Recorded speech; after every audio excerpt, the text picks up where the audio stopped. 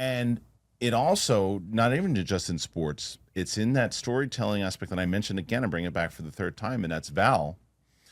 Mm. And I got to talk to you about that, especially with his passing and everything that, you know, that to me, I remember you calling me and telling me, I got a really cool thing I'm working on right now, and I want you to take a look at it. And I called you immediately afterwards, and I was just like, dude, this is so incredible. All right, so let's talk about how Val came to be, the project, and just in general, because it's such a fascinating piece of work and the story behind it is interesting. So, how did that all come to be? Yeah, so I had worked for years with Ting Pu, who is one of the co-directors of Val. She was an editor who I had worked with a lot. She came to me. I think we were editing something together, and she said, my friend Leo, who I work very closely with, Leo Scott, who's one of the other co-director, who is the other co-director of Val.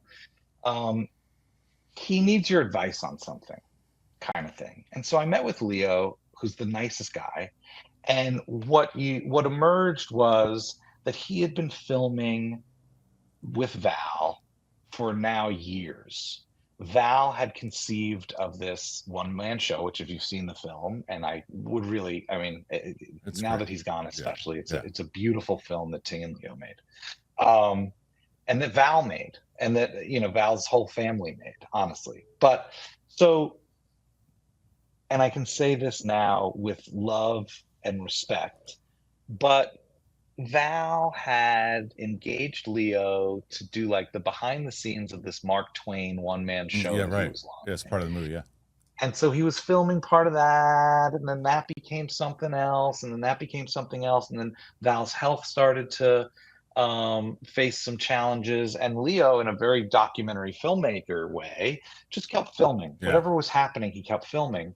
But then you find yourself, years into this, Yeah. with all this footage, not really knowing what to do. He had also been simultaneously digitizing all of the footage that Val had shot of himself through the years. Sure.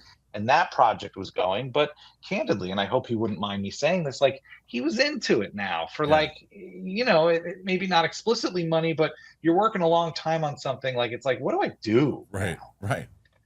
Um, so we had a meeting. I hope I'm not divulging something that everybody wouldn't want, but so we have a meeting uh, at my office, and Val starts.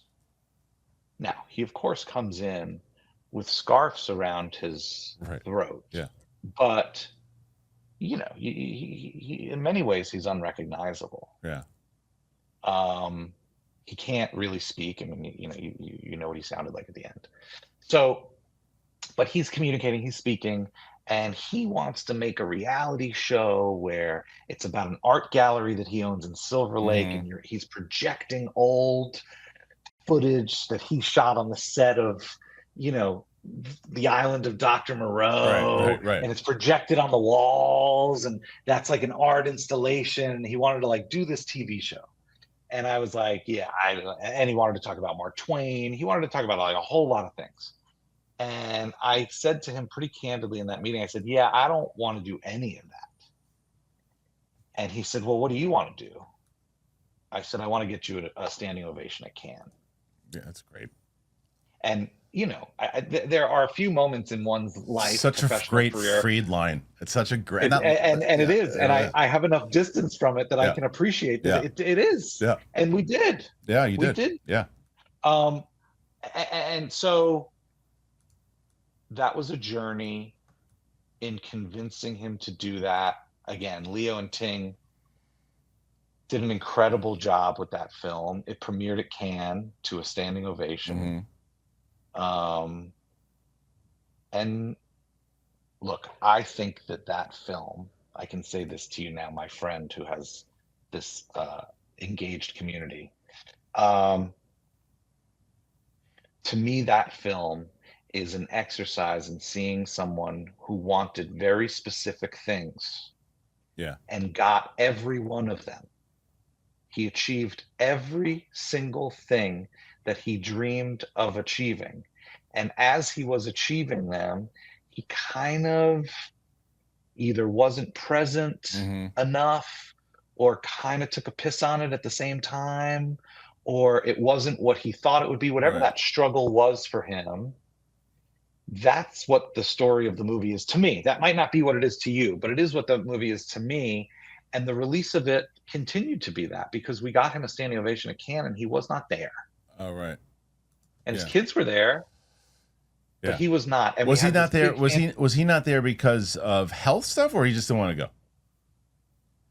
I don't know what combination of health stuff, or did he really want to sit in that Right. theater and watch that? Right. I'll never know. Right. But he wasn't there. And then we did a big fancy premiere at the Directors Guild on Sunset, and Michael Mann was there, That's and it was like the coolest. And Val was not. Yeah. And so I love that that film exists. We knew, obviously, now we should know this about everything that we make. Someday the subject of our films is not going to be here anymore. Right. And so we should make it knowing, especially in a streaming era where these films last forever in a catalog, we should make it like that. And I hope that we do. But his passing, and Clarence Avant, the subject of The Black Godfather, passed, and such is life, right? Yeah. I mean, I'm sure, like, and that's one of the things that when you're making these stories, a lot of them about these true human stories, and not even necessarily in passing of people dying, but it's like more or less like some of the things that you've got to see, just some of these stories of like you're following them. That is part of this. You could have a lot of happy moments. You can feel a lot of the the sad moments. There's just so much. I mean, I literally could talk to you, and the audience should hear for like 3 to 4 hours, 5 hours, a full day, to be honest, of all the different stories you have. But you're busy. I appreciate it. What I will say, just to steal the mic a little bit, is Greg Whiteley does this in his shows in particular. There's obviously a ton of this in Wrexham as well. But what I've become a fan of late is the effect of the show on the subjects of the show in later seasons. Right. Meaning, if you go back and watch Cheer, the first season of Cheer is about a junior college in West Texas and people who could never have imagined being on TV. Season 2 of Cheer is like Rocky 3. Right.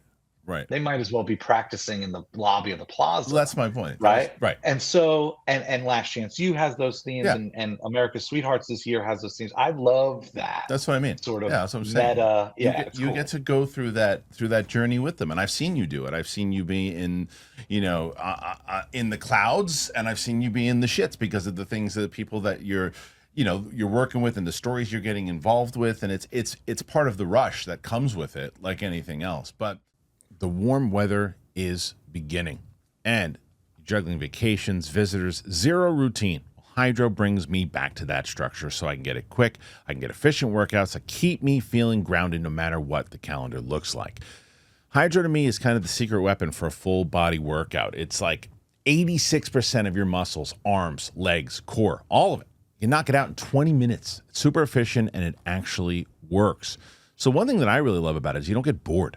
Hydro, it has so many workouts. It's got tons of workouts. Actual Olympians are telling you what to do.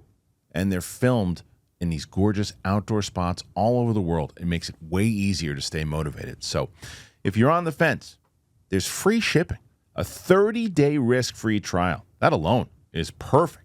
Hydro offers a full year warranty. Honestly, there's no pressure. Try it out. See how it feels. So a lot of people getting a good sweat in used to mean hours in the gym. But with Hydro, I do it all at home, on my schedule, 20 minutes. On the weekend, it's the best. Rowing on my Hydro, it gets me that full body workout without ever having to leave my house. It's so convenient. I just have it set up in my place. And I was like, okay, weekend, can I get out? What am I doing? We're busy. You know what? I have 20 minutes. Boom.